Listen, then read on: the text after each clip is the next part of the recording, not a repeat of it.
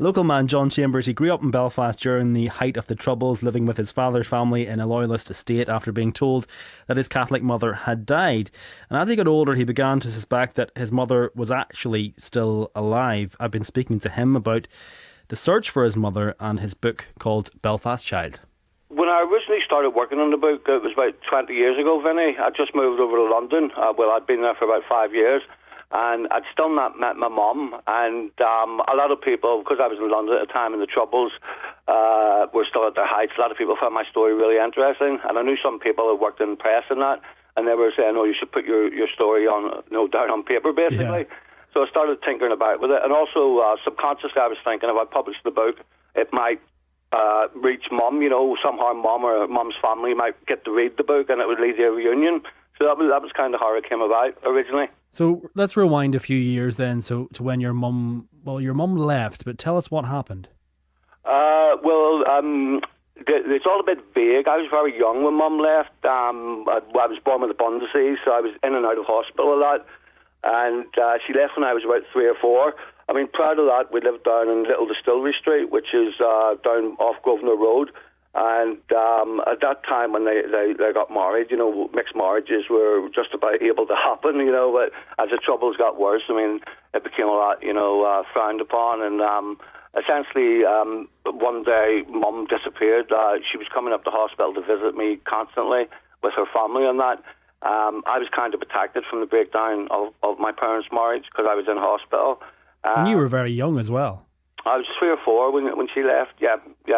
But as I said, I was spending that much time in hospital that I wasn't really at home to see the breakdown of the marriage. But one day, Mum stopped visiting me in hospital, essentially, and she disappeared from our lives from that point onwards. So do you remember that day? Obviously, you were very young, but when your mother disappeared and you were basically told that she was dead. Before she disappeared, finally disappeared, she brought us over to England, London, to live with her. But my dad and his brothers came over from Belfast and brought us back. And the only memory I have as a child of my mum is being in a house in England, London, and a woman feeding me breakfast. And I could always see just a silhouette of the woman, but I could never picture her face. So I didn't know what she looked like whatsoever. But that was the only memory I have of my mother until I was reunited with her many years later. And what impact does that have on you? Well, first of all, when you're told that your mother has died, and you then grew up without her, and then you're told that that's not actually the case? It was a gradual process, Finney. I went to live with my dad's family up in Glencairn, my dad and his family up in Glencairn. At the time, the Troubles once again were at their heights, and it was ultra-loyalist. So we were told basically she had died, and not to mention her. But I didn't know that she was Catholic or she was alive until much later, and until I heard the adults, my uncles and that, having a few drinks on a Friday night, chatting about her when I was probably 13, 14. So, sorry, so you grew up for what, around, 9 years or so, being told that your mother had died, and then when you heard people having a drink, having a laugh, then they accidentally let slip, actually, your mum, John, isn't dead. That's right, Vinny. We were told she died in a car crash, but I was living with my uncle and auntie at the time, and they'd have a couple of drinks with their friends at the weekend, and I'd hear them talking in the front room, and they were talking about his mummy is rather than his mummy was.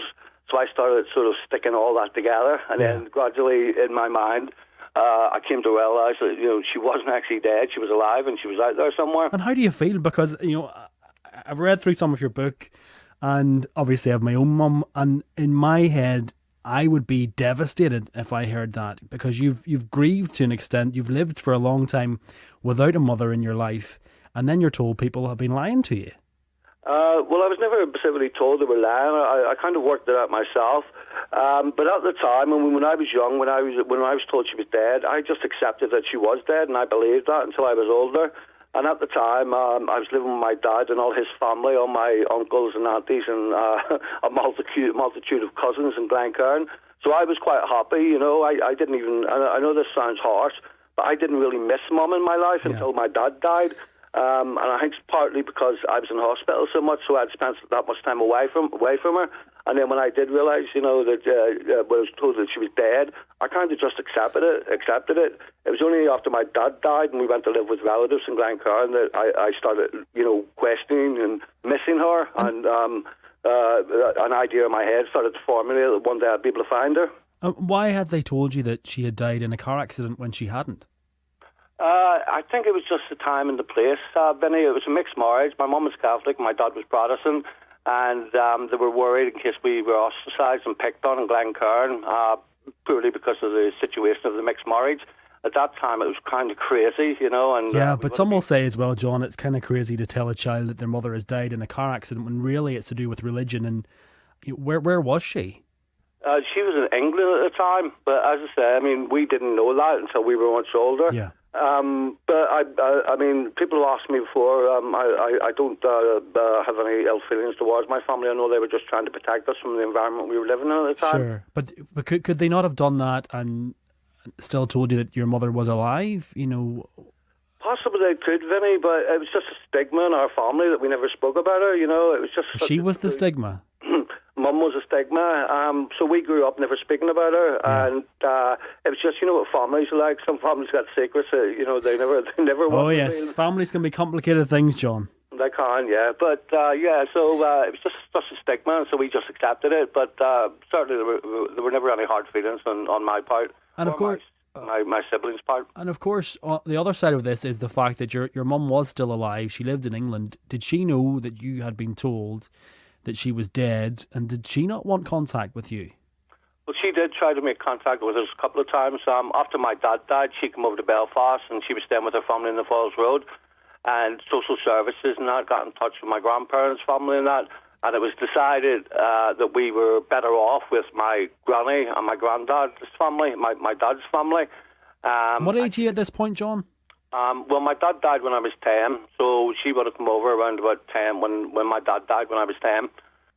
She had already moved up to northwest England. She had married another guy, and she'd come over to try and get us back. But as I say, social services and that decided that we were better off with my dad and his family. I don't want to be cruel or because obviously we, through reading the book and chatting to you, we know some details, but it does seem incredibly unfair on you and on your siblings, the situation that you were put in. I understand the reasons that they did it. I'm not saying I agree with them, but essentially then you were deprived of both parents. One through death and one through religion and concerns of the impact of a mixed marriage. Yeah, there's always been rumours in the family, and I can't put any specific details on them, and I don't really want to go into the details of it. Okay. But people have always said that there was a lot more to it than the religion and them separating. I understand where you're coming from, and if I was separated from my kids, I'd move heaven and earth to get to them. But that was just the situation at the time, and it's how it panned out. Yeah, it's. As you said, families are complicated things, and it's not always as straightforward as we all would like to think. So when you kind of pieced it together yourself, I think you said you were around 13 and realised that she was still alive. Yeah. How did you feel? Well, I was excited at first, and then I learned she was a Catholic, and that kind of appalled me. I was a wee prod growing up in Glencairn at the time. And when you say that out loud now, do you kind of think back and think, well, how I reacted to the fact that my mother was a Catholic? There's links there to how people around you reacted whenever she left and told you she was dead because she was a Catholic. Obviously, that's part of the story, but as a child, growing up in that environment, I didn't give it much thought, They were just trying to protect us, really. I know people are going to criticise them, this, that and the other, but they were just trying to protect us from I understand that, and I know that's not the reason behind you telling your story, and I guess I'm just asking questions that come into my head, as many will think, when they hear. So you realise your mum is alive, you're excited, you're then disgusted because you find out she's a Catholic. Yeah. At what point did you think, I have to meet this person, or did you not because of her religion? No, as I grew older, I started mixing with Catholics in the hospital, and as a teenager, my attitudes changed, I realised how intolerant I was. But I was about 13, 14, I really started missing her and, wanting to find her. But I didn't know anything about my mum. I didn't know her name. I didn't know any of her family's name. I didn't know her surname or her Christian name. So that came to nothing. I was kind of doing all this in secret because I didn't really want to upset my dad's family or my grandparents because, I thought they'd be disappointed and they'd looked after as well, And again, and I don't, we've already kind of covered this. I don't want to keep labouring that point, but it does seem bizarre. You didn't know her name, you didn't know her surname, you didn't know anything about her, yet there were people around you that did. That was the time and the place, Finney. I understand. As I said, there was such a big stigma around my mother that even we children never discussed her really between us, apart from once or twice. In terms of growing up in the Troubles in Belfast, what about you and things that you got involved in? Because some people, they were pulled into that world, whether they wanted to or not. Are you talking about the paramilitaries? Yeah. Yeah, I mean, I was on the fringes of the UDA and that. I was purely on the fringes. I never done anything or I got involved in anything. But what does that mean, though, on the fringes? Well, I joined the UDA when I was about 17 and I went to some meetings and that, but once again, it was just part and parcel of growing up where I did and when I did. My life's always been full of contradictions, Vinny. So even though I had joined up, I was going with Catholic girls and I was mixing with Catholic friends and that, so I wasn't fanatical or anything in it. Part of the reason was because I got a bit of a beating, and that was shortly after that I decided to join up. You got a bit of a beating? We got in trouble with some other guys, and they came around to my flat and beat us with baseball bats, me personally, and gave me the hide of my life and put me in hospital. I suppose you could call it a paramilitary beating. And after that was kind of when I decided to join up. You left Northern Ireland then? I left Northern Ireland when I was about 18, 19. I just had enough of it, Vinny. Plus, I wanted to go to London and get away from it. And I thought, my mum was in England, so subconsciously, I know it's crazy, but I thought if I'm in the same country as her, I might be able to find her. And given that obviously you'd stayed here till you were 18, did you ever wonder what would have happened to you? What direction your life would have gone in if you did stay? I'd probably end up dead in jail or on the dole for the rest of my life. I just had enough of the troubles by the time I was 18, 19, Vinny, and I decided to get out of it all. So I packed up, got on a plane, went to London, and never looked back, basically. So you moved to England, and you're thinking, my mum lives in this fairly large country, maybe I'll meet her. How did you track her down? I didn't track her down. Someone actually, an acquaintance of ours was in America, and he got talking to a couple from the Falls Road, and this woman turned out to be my mum's sister, and obviously that was a mad coincidence, and she gave him a letter to bring back to Belfast, and he brought the letter back to Belfast and gave it to my sister, and my sister phoned me one day and said he's sitting down. Sorry, tell me that again, because you lost me a bit with your letters and stories there. Tell me again, John. An acquaintance in Glencoe went to America on holiday. Right. And whilst they were in the bar, they actually got talking to a Belfast couple. And it turned out that she was from the Falls Road. Right. And she asked him, did he know the Chambers family? And he said, yeah, I went to school with John and his brother and his sisters and that. And she's like, oh my God, I think that John's my nephew. And my sister Sally is their mother, and she's been trying to get in touch with him for years. My goodness. And I know it was mad. And she gave him a letter to bring back to Belfast, and he brought the letter up to Glencairn and gave it to my sister. And I was just plodding along in London at the time, getting on with my life. And my sister phoned me one day, and as I got older, my mum's absence always affected me, it was something that hung over me and haunted me, you know what I mean? My life was never complete without her, and as I got older I was so desperate to meet her. But I suppose it's those questions because you don't know where this person is, you don't know what's happened to them. And yeah, I used to walk through Belfast city centre and look at women my mum's age and wonder, is that my mum, Yeah. And it was hard, you know what I mean, and it did affect me emotionally and my mental health, for many years. Sure. And you got this letter then, your sister contacted you and said, are you sitting down, John? And what happened next? She read the letter to me. Essentially, it was saying, sorry if I got the wrong person, but I think you might be my sister's son. And my sister, she gave me a few details, and she said, I'll understand if you don't want to contact us, but my sister, as long as we can tell her that you're all safe and well, that'll be happy. She'll be happy with that. And Philomena put a telephone number, an American telephone number on the letter. And I phoned her in America, and it was so bizarre because it was the first time I'd ever spoken to any of my mum's family, or my Catholic side of the family. So that was your auntie you were basically calling? That was my auntie. It was the first time I'd ever, obviously when I was a baby I did, but the first time in my adult life that I'd ever had any contact with mum's side of the family. It was very emotional. We cried a lot and talked a lot. And she said that she was going to get in touch with mum and give her my telephone number, and she'd get mum to call me. Right. So a few days later, I was kind of just sitting on it, and I didn't phone Philomena immediately because it was such a momentous thing in my life. You know, I just had to think about it and work it out, work it through. But a few days later, I sat by the phone for 3 hours. She said my mum was going to phone on a particular day, and when the phone rang, I almost jumped through the roof. You know, I can imagine. Yeah, you're making me feel anxious. Even the story you're telling. Yeah, and I answered the phone. She goes, said, John. I said yes, and she said, it's your mum, Sally. And we both just broke down and started crying, because I'd not heard or seen her for 25 years, and I thought I'd never get the chance to see her or meet her again. What's going through your head at that point, John? Because this is the first time really, you would have heard your mother's voice, obviously, when you were very young, but it was almost like the first time you had heard her, and that anticipation, the tension, the expectation, what was going through your head? The first thing I thought was she still had a Belfast accent, even though she'd been in England for 25 years, even though it had a slight northern English twang to it.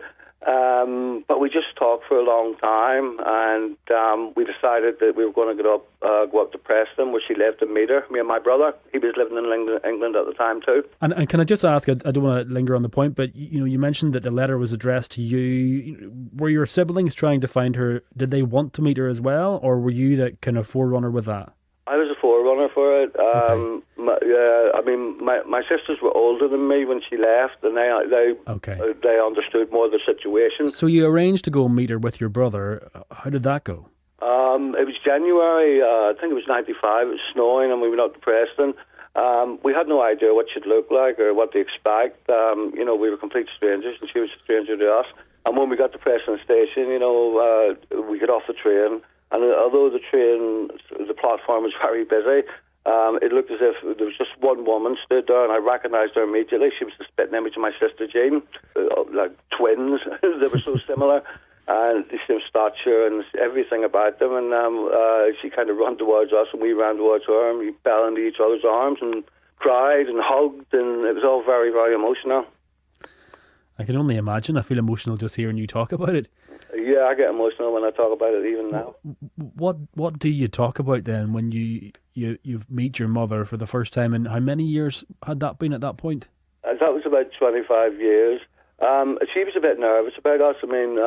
Because when she phoned me, I kept hearing coins going into the phone box. And I thought, that's strange, why is she using a phone box? And she said, it's probably better this way. Then I realised that she doesn't know anything about me, apart from I'm a son and my name was John Chambers. She knew nothing about me.